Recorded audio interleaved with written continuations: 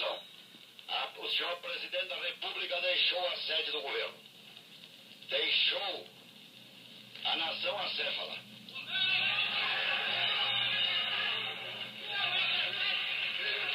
Numa hora gravíssima da vida brasileira,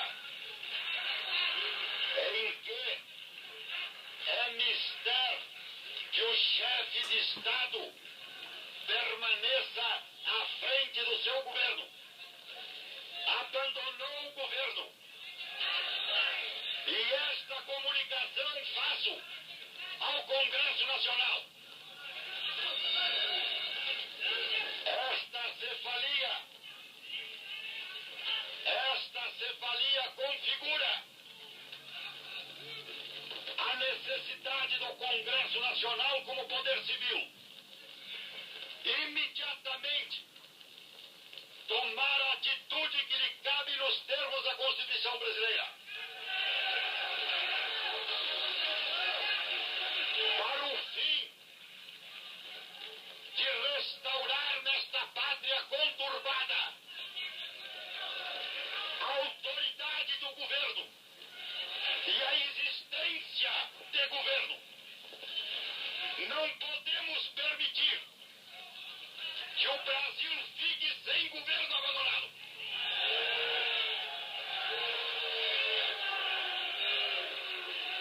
Há sob a nossa responsabilidade a população do Brasil, o povo, a ordem. Assim sendo, declaro vaga a presidência da República.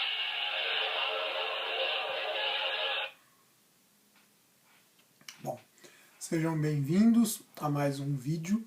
Então, depois de uma semana de recesso, a gente reinicia os estudos. Conforme colocado nas últimas videoaulas, a gente vai falar nessa semana sobre a ditadura militar. A gente vai começar a falar sobre o período da ditadura militar. Antes de começar a matéria e começar esse áudio que eu dei início ao vídeo, falar um pouco sobre a questão de estética ou de organização do vídeo. Vocês vão perceber que nesse vídeo de hoje, tanto nesse quanto no próximo, não vai ter slides, né? Eu não vou ter apresentação de slides como eu tenho feito nos últimos tempos. É uma questão técnica, gente.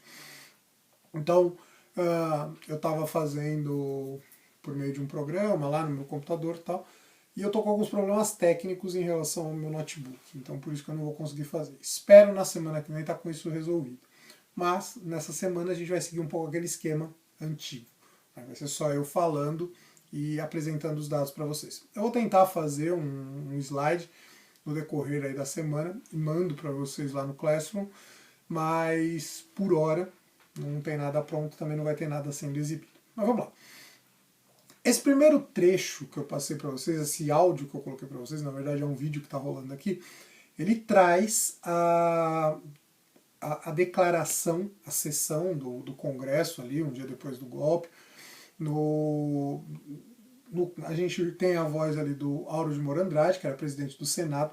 Se eu não me engano, no vídeo passado eu comentei do Auro de Moura Andrade. Eu falei que ele era presidente da Câmara, na verdade ele era presidente do Senado, que declara vaga a presidência da República de uma maneira ilegal. Afinal, ele fala ali de uma forma meio dúbia, se vocês ouviram, se vocês prestarem atenção,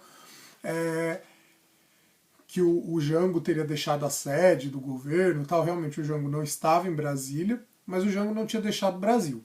O presidente ele não pode deixar o país sem autorização do Congresso.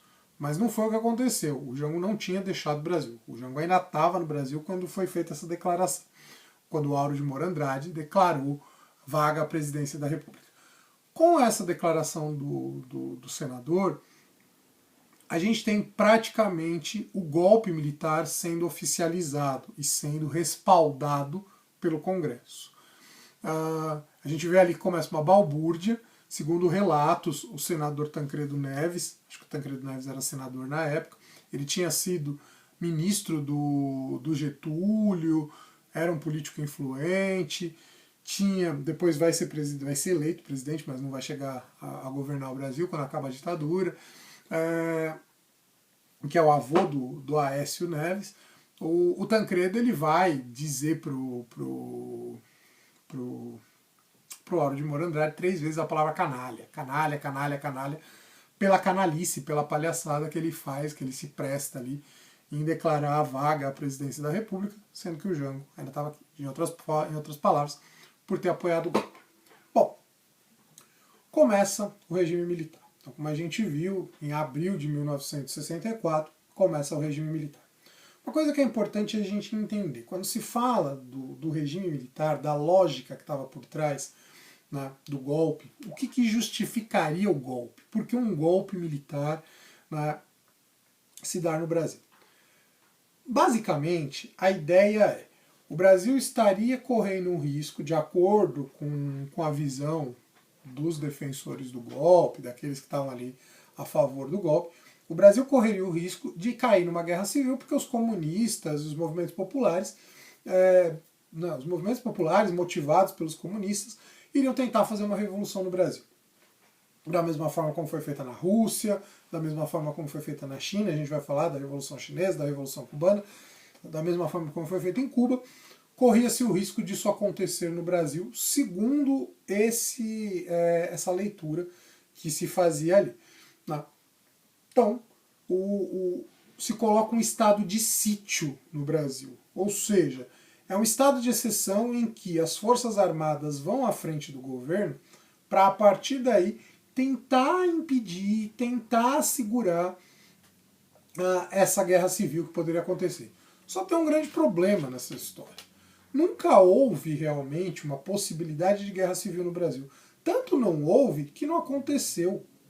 Quando os militares assumiram a presidência, assumiram o controle do país, não houve resistência, ou o que houve de resistência foi muito pouco. Teve gente lá das ligas camponesas que foi presa e tal, mas não houve realmente uma resistência. Aliás, o próprio Jango não resistiu. O Jango preferiu aceitar o golpe porque ou era isso, ou ele ia acabar afundando o Brasil num banho de sangue. E acabar acontecendo o que aconteceu no Chile. Depois talvez eu comente um pouco o que aconteceu no Chile e tal. Aliás, é importante entender, a ditadura militar brasileira ela não é um fenômeno isolado. Acho que eu comentei isso nos vídeos anteriores. Praticamente houve ditadura na América como um todo.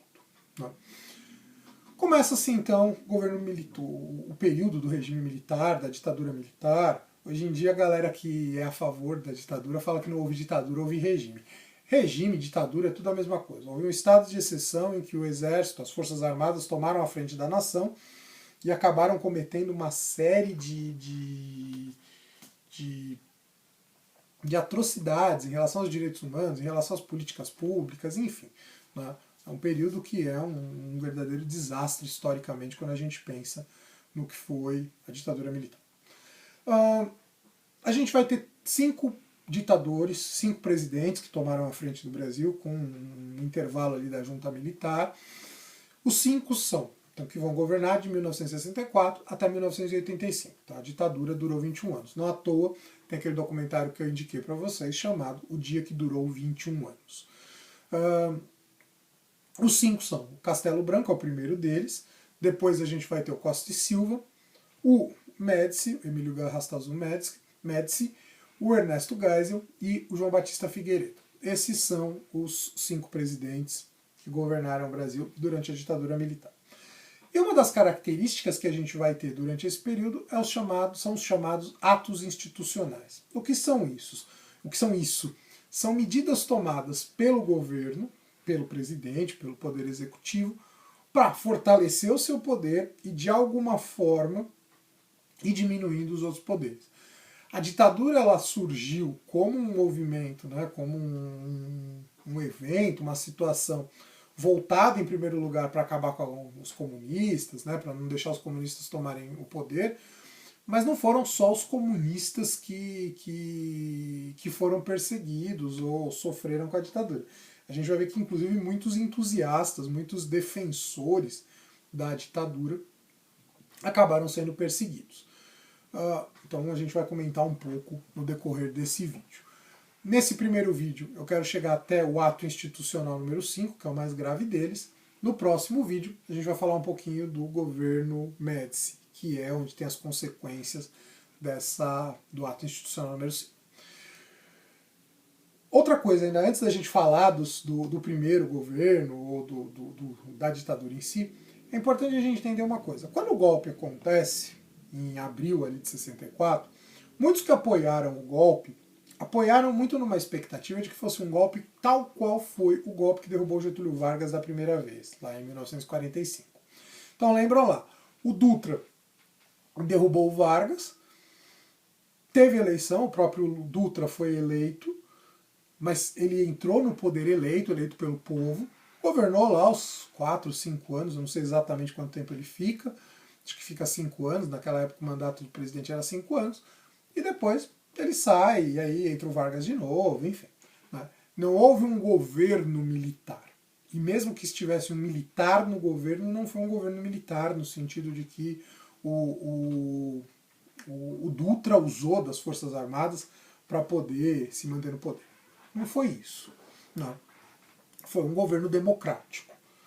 O que a gente vai ter agora, o que muita gente que apoiou o golpe militar em 64 esperava era que fosse alguma coisa nesse sentido. Viessem os militares, derrubassem o Jango, talvez terminassem ali o período de governo e depois viesse a eleição. E aí, com as eleições, provavelmente, o que eles esperavam era que os governantes da direita fossem eleitos, né, conseguissem chegar ao poder. Agora, teve grupos que não eram propriamente de militares e que foram jogando conforme o jogo. E aí, para a gente poder falar um pouco, eu vou fazer a leitura de um trecho, comentar um pouco isso, e daí a gente começa a falar dos governos propriamente militares. Vive a nação dias gloriosos, porque souberam se unir todos os patriotas para salvar o que é essencial: a democracia, a lei e a ordem. Graças à decisão e ao heroísmo das Forças Armadas, o Brasil livrou-se do governo irresponsável, que insistia em arrastá-lo para os rumos contrários à sua vocação e tradições. Salvos da comunização que celeremente se preparava, os brasileiros devem agradecer aos bravos militares que os protegem de seus inimigos. Esse texto ele é um trecho do editorial do jornal O Globo. O editorial é o espaço do jornal em que vem a opinião do jornal, né? É a opinião dos donos do jornal, dos jornalistas que conduzem. No caso, o Globo, a gente já viu nos vídeos anteriores que foi um jornal importante para fazer oposição ao Getúlio Vargas, fez oposição ao Jango. Na época ainda não existia a TV Globo, mas já existia televisão, e ironicamente, o mesmo jornal o Globo, da família Marinho, do Roberto Marinho, né, as empresas Globo, né, o Globo como um todo, vai acabar um ano depois, em 1965, lançando sua televisão, né, ganhando sua concessão para a televisão. A televisão ela funciona por concessão, o Estado concede a empresas poderem transmitir seus programas e tal, e é aí que nasce a Rede Globo de televisão. Não é à toa, não é mera coincidência. Óbvio que a Globo nasceu porque apoiou o golpe e vai ser uma das grandes porta-vozes do golpe militar, né, dos militares de maneira geral. Eu vou deixar aqui na descrição um documentário, fica a critério, não vou cobrar, mas acho que vale a pena, que chama-se Além do Cidadão Kane.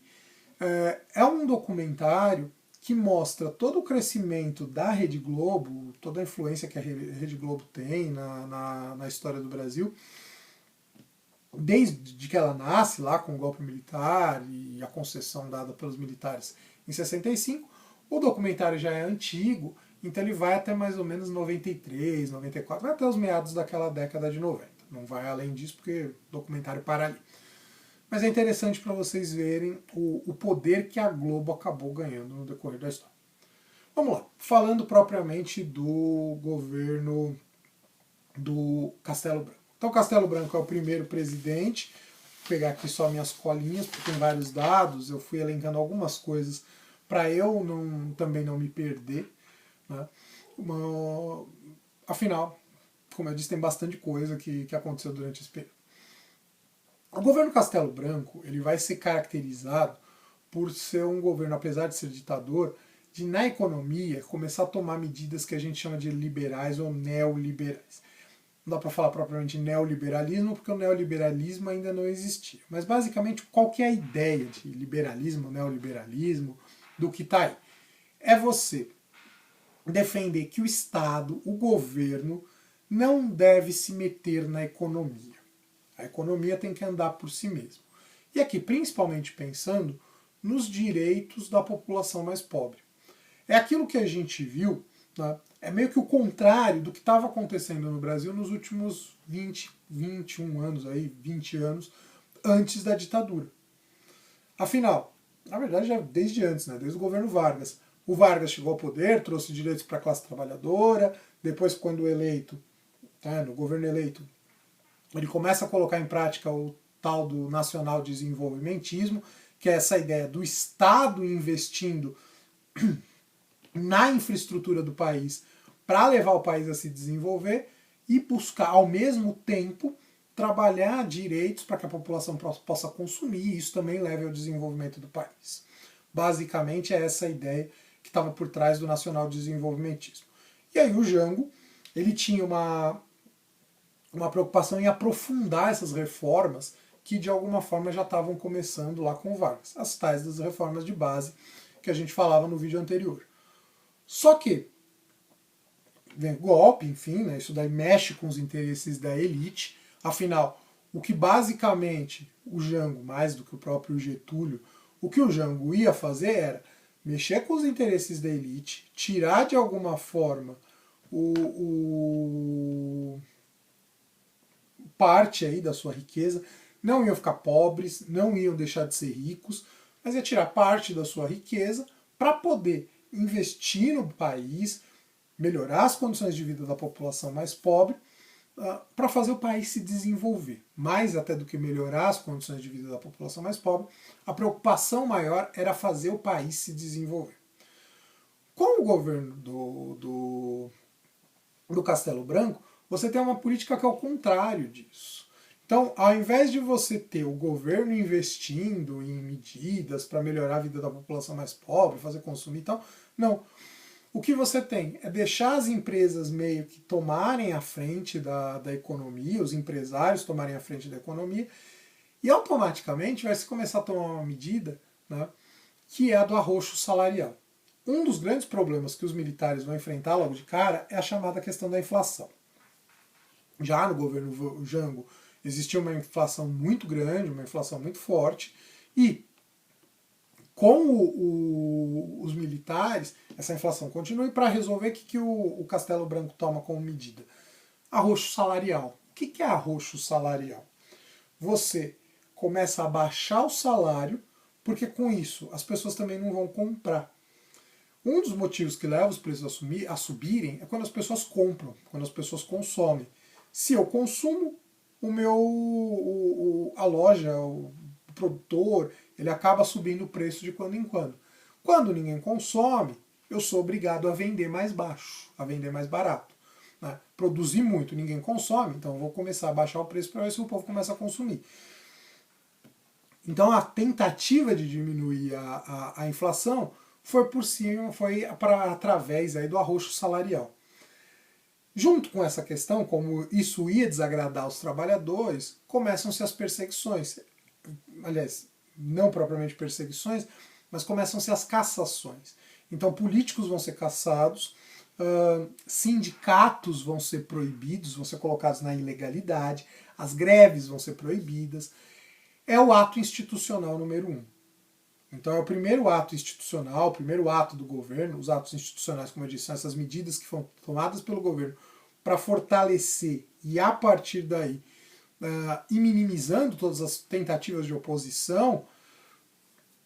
Com o ato institucional número 1, você vai ter cassação de sindicatos, de políticos, inclusive alguns políticos de direita, de outras instituições, como a UNE, por exemplo, que era a União Nacional dos Estudantes e tal. Então você vai ter uma série de organizações, de instituições que vão ser colocadas na ilegalidade porque não se quer oposição ao governo. Basicamente é isso. E aí o arroxo salarial é a base para você perseguir os sindicatos, porque assim ninguém vai fazer greve. Diminuir o salário. Os trabalhadores vão fazer greve. Mas se não tem sindicato, é mais difícil organizar uma greve. E aí, os trabalhadores não têm como reivindicar melhores salários. Ao mesmo tempo, a política do governo, né, de trazer dinheiro para o país vai estar muito ligada à ideia de pedir empréstimos aos bancos mundiais, aos bancos internacionais. Existem bancos como o FMI, Fundo Monetário Internacional e tal, que a grande função dessas organizações, teoricamente, é ter dinheiro para poder ajudar os países em desenvolvimento, países pobres, a superarem a sua situação e tudo mais. Na prática, é óbvio que esses bancos eles não são tão bonzinhos assim, não. A cobrança de juros. Só como é um momento de crescimento da economia mundial, porque é o pós-guerra, aquela recuperação, os juros são muito baixos. Então, para o governo, vale a pena pegar dinheiro emprestado e ir pagando os juros, né, baixinho lá tal. Uma hora, quando o país se desenvolver, a gente paga a dívida externa, a gente paga a dívida como um todo. Mas isso vai ter suas consequências depois no futuro. Então, as primeiras medidas econômicas acabam levando também à primeira grande medida política, que é o ato institucional número 1. Conforme o tempo vai passando, em 1965 tem as primeiras eleições, que são eleições para prefeito. E os partidários do governo, ou melhor dizendo, os partidários da oposição começam a ganhar prefeituras. E aí entra aquela coisa, né? Golpe. A gente sabe como começa, a gente não sabe como termina. Foi uma frase que foi dita uma vez pela Amelinha Telles, uma das ex-presas políticas que eu quero colocar aqui no canal para falar para vocês. É a essência do que a gente está vivendo. Nesse momento aí. É a essência do que a gente está vivendo. O golpe vem. Se a ideia era ter eleições, quando se percebe que a oposição, políticos ali ligados ao PTB, enfim, tudo mais, vão ganhar as eleições, vem o ato institucional número 2. O que é o ato institucional número 2? É o ato que cancela todos os partidos e institui 2. A Aliança Renovadora Nacional, Partido dos Militares, a Arena, e o Movimento Democrático Brasileiro, um partido de oposição, mas uma oposição permitida, o MDB, que é o partido que depois vai dar origem ao PMDB, que voltou recentemente, coisa de, sei lá, uns 3, 4 anos, a se chamar MDB de novo. É o partido do Temer, né, para a gente poder localizar como uma figura famosa, que ficou como na presidência, é o partido do Temer. O MDB, apesar de ser uma oposição permitida, ele vai ter seus momentos importantes. E praticamente eu vou terminar aí o vídeo falando de um momento bastante importante do MDB como oposição. Então, o ato institucional número 2 caça os partidos, né, e institui só os 2. E praticamente com isso você encerra aí a possibilidade de um jogo político desfavorável, de um jogo eleitoral desfavorável aos militares.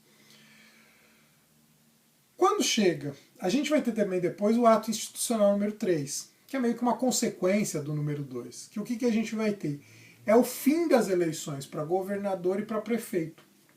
Porque afinal, se governadores e prefeitos que ganhassem nos estados fossem opositores, fossem governadores opositores, ou mesmo desfavoráveis ao governo federal, desfavoráveis ao presidente, isso também diminui o alcance do poder do presidente.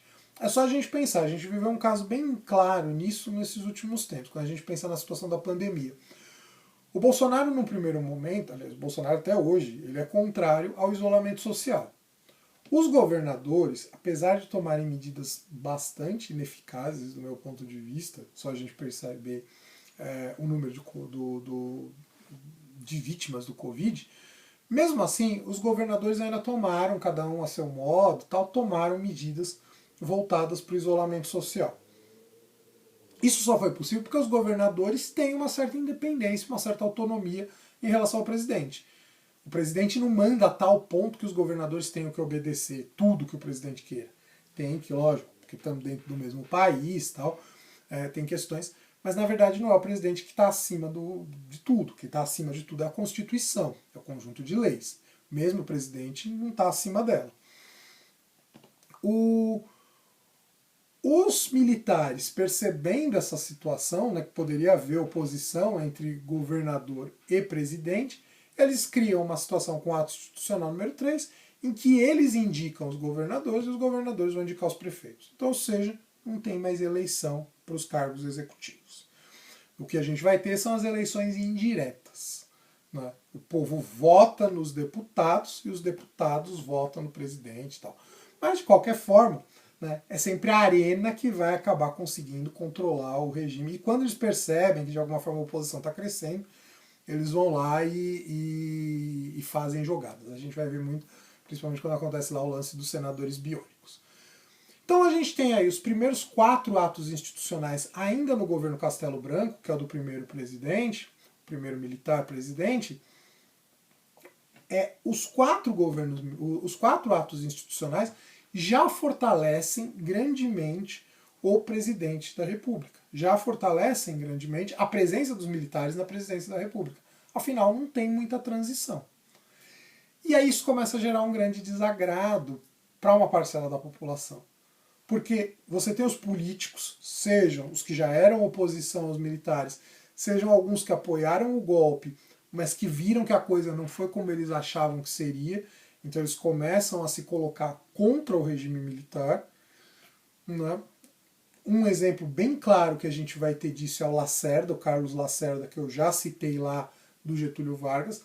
O Lacerda foi contra o Getúlio, o Lacerda foi um dos grandes apoiadores do golpe quando o Jango estava na presidência, só que o Lacerda, exatamente porque ele não foi, né, porque não houve uma abertura depois do golpe, o Lacerda vai ser um dos que vai defender que isso tem que acabar, que o regime tem que acabar, que tem que voltar à democracia. Então acaba o governo Castelo Branco, começa o governo Costa e Silva, segundo presidente militar. Com o governo Costa e Silva, então em 1967, 3 anos depois do golpe, começa a surgir alguns movimentos, ainda de alguma forma tímidos, mas alguns movimentos contrários à ditadura. Até porque a crise ainda continua. A crise da inflação, essa questão toda do arroxo salarial, ela ainda continua. Então, começam a surgir algumas iniciativas de se voltarem contra o governo. Nada revolucionário, nada tão pesado, apesar de já existir perseguição. A gente, há uns anos atrás, viu a Folha de São Paulo, que também foi um veículo de mídia que apoiou a ditadura militar. A Folha de São Paulo disse, né, uns anos atrás, aí, que os primeiros 4 anos, até o ato institucional número 5, a gente teria vivido uma ditabranda. Mas na verdade não é bem assim, não. Muita gente foi perseguida e torturada. Claro que as torturas elas pegam depois do ato institucional número 5, mas já nesse período a gente já tem torturas, a gente já tem desaparecimentos, a gente já tem direitos sendo suprimidos. Então, o Costa e Silva assume a presidência, começa-se um clima aí de oposição ao governo, e junto à oposição ao governo, o que a gente vai ter? Primeiro, alguns políticos que vão se voltar contra, né, a chamada Frente Ampla, que é uma frente de políticos, seja de direita ou de esquerda, que vão começar a buscar fazer uma aliança para uma defesa da volta da democracia. Né, o fim do regime militar, o fim dos militares no poder e a volta da democracia. A gente vai ter 3 nomes que vão ser essenciais para essa reconstrução, para essa tentativa, que a gente vai ver que não passou de uma tentativa. São eles, né? O Jango, presidente deposto, o JK, o Juscelino Kubitschek, que foi um político na época que apoiou o golpe militar, ele foi favorável ao golpe, e o Lacerda, né? O Carlos Lacerda. Então, é um movimento que tem uma força, porque você tem 2 ex-presidentes E você tem um ex-governador, porque o Lacerda tinha sido governador da Guanabara. Guanabara era o Rio de Janeiro de então. Né? Acho que era uma parte do Rio de Janeiro, não sei exatamente, mas enfim. Os três buscam fazer o início de uma movimentação para se opor ao governo. Só que é uma movimentação que não vai para frente porque os três morrem. E morrem em circunstâncias muito suspeitas. O JK foi declarado na Comissão Nacional da Verdade, que foi um movimento aí, né, foi uma comissão realmente, né, feita promovida pelo governo Dilma para investigar os crimes durante a ditadura. O JK foi declarado que foi vítima da ditadura, porque afinal ele morre num acidente de trânsito que assim tudo leva a crer que não foi um acidente, foi planejado para matá-lo. O Jango era cardíaco, o Jango é das mortes a mais polêmica aí. O Jango era cardíaco, o Jango de repente ele vai, toma um remédio num determinado momento e morre, tem uma reação e morre. E o Lacerda diz que num determinado dia ele não está bem lá, está com problema de gripe, resfriado, sei lá, alguma coisa assim, vai tomar uma vacina, a vacina dá uma reação e ele morre. Então, os três, muito possivelmente, foram vítimas da ditadura. Como eu disse, o Lacerda parece que se tem quase certeza que foi isso, né? E o Jango é o que tem maiores, é o que a gente tem maiores dúvidas aí. O que eu já vi é que a família do Jango, os netos, os filhos que estão vivos defendem que ele foi vítima da ditadura. Né? Eu não conheço tão bem assim, a coisa para poder ter uma opinião, não tenho uma opinião formada, mas não duvidaria que o fosse. Ao mesmo tempo, a gente tem a proibição das greves, né, por causa dessa questão toda dos sindicatos. Na verdade, o que não se quer é que a população se volte contra o sistema. Mas você vai ter o estouro de duas greves, que são, em 1968, que são a greve de Contagem, em Minas Gerais, e a greve em Osasco, aqui em São Paulo, cidade vizinha nossa. Essas duas greves, elas vão ter uma forte mobilização tal, dos trabalhadores, tomada de fábrica e tudo mais, só que, óbvio, não vão ser greves que vão lá muito para frente, não, até porque vão ser fortemente reprimidas e tal. A gente vai ter também tem o Congresso em Ibiú, tem a Marcha dos 100 mil no Rio de Janeiro. Então, no Rio de Janeiro, exatamente, querendo a abertura, a democratização, acontece uma marcha que teria reunido por volta de 100 mil pessoas. Para a época é um número muito grande, tal, até porque você não tem televisão a favor, né, dos movimentos contrários ao governo, você não tem WhatsApp para organizar. Então, reunir 100 mil pessoas num momento de ditadura é muito grande, mostrava a insatisfação do povo em relação ao governo, pelo menos de uma parcela da população. Só que, óbvio, tem repressão, um estudante é morto, enfim, você tem a forte repressão por parte do governo. O Congresso de Ibiúna, que foi um congresso da UNE, União Nacional dos Estudantes, a UNE foi colocada na ilegalidade, ela não era permitida. Mesmo assim, os estudantes tentam fazer um congresso ilegal, só que esse congresso ele é descoberto. Né? E, na verdade, descoberto por uma situação assim, bastante sui generis. São coisas que só no Brasil para acontecer mesmo. Como era muita gente, eles foram comprar pão. Né? Fizeram lá um grande pedido de pão. E isso despertou a pão, comida, mas principalmente a questão do pão. Isso despertou a desconfiança de quem vendeu. Quem vendeu fez a denúncia e aí o Congresso foi descoberto, muitos foram presos e tal. Teve inclusive a participação do Frei Tito, eu vou falar um pouquinho do Frei Tito no próximo vídeo. Foi um membro importante aí da igreja nessa situação toda da ditadura militar.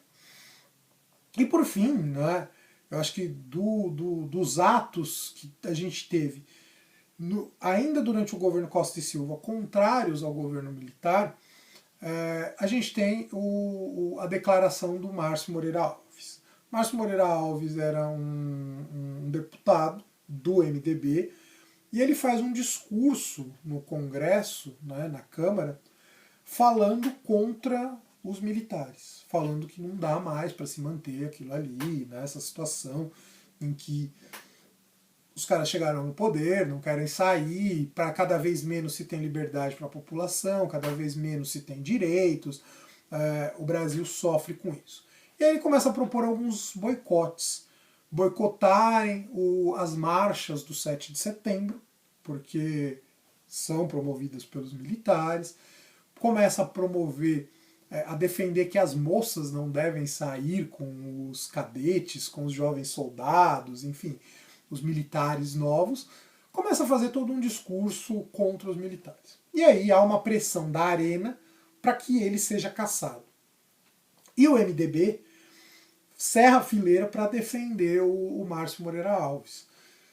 E aí tem a votação e ele é absolvido, ele não é cassado.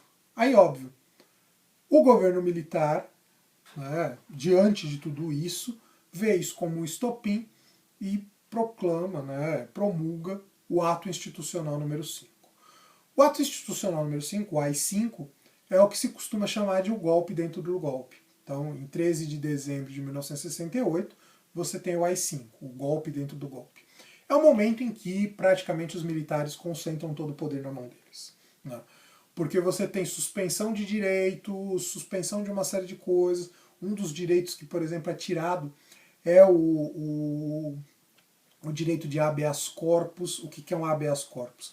Se eu sou acusado de um crime, né, sou preso, até o meu julgamento, o meu advogado pode pedir um habeas corpus. Então eu posso responder em liberdade até eu ser julgado. Se eu for julgado culpado, eu vou ser preso. Se eu for julgado inocente, eu vou ser liberto. Mas enquanto não rola o julgamento, eu posso responder em liberdade. Isso é suprimido. Acabou. Ninguém mais tem direito a habeas corpus. Eu vou deixar o link na descrição, tanto do discurso do Márcio Moreira Alves, que a gente acha aqui no YouTube, quanto o texto do AI-5. A gente ainda tem, na verdade, no site do governo você acha todos os atos institucionais, mas eu vou deixar o número 5. Que quem tiver curiosidade, procure também os outros. Com isso, você tem o golpe dentro do golpe. É o momento em que a ditadura aperta. Vai ser o momento em que a ditadura mais vai apertar. E aí, a gente vai ver as consequências disso no próximo governo e no próximo vídeo, que é o do governo Médici. Com isso, então, eu encerro esse primeiro vídeo dessa nossa semana.